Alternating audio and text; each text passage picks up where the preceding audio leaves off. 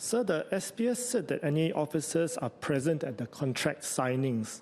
Does NEA have the power to veto specific clauses, specifically those regarding the turnover-based rent, mandatory supplier use, or punitive fees? First and foremost, NEA officers are generally there during the tenancy agreement signing to ensure that terms are explained properly and that the hawkers and the stallholders themselves understand what's being communicated.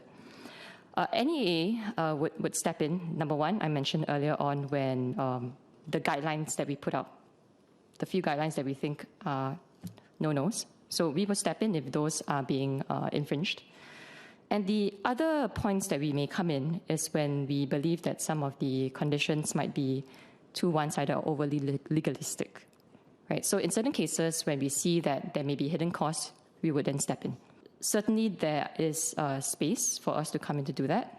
But more often than not, I think it's reasonable for us to leave some flexibility, because if the stallholders are there and it's understood and it's clearly explained to them, then the conditions and terms would be inside the contract. I want to come back to the point that SPS has addressed just now about the value-based meals.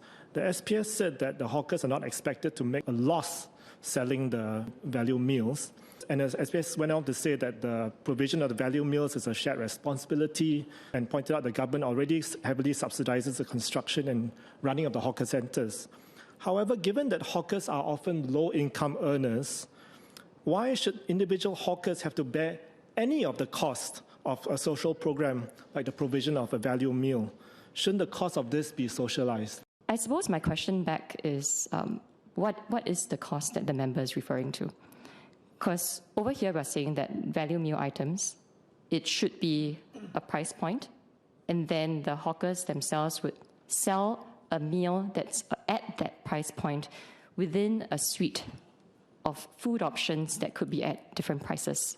So you have one at $3 or $3.50, and then you have the ability to sell other meal items at various price points depending on your business strategy. We are not asking the hawkers themselves to dish out a subsidy for these budget meal items. We are asking them to come up with an item on that menu.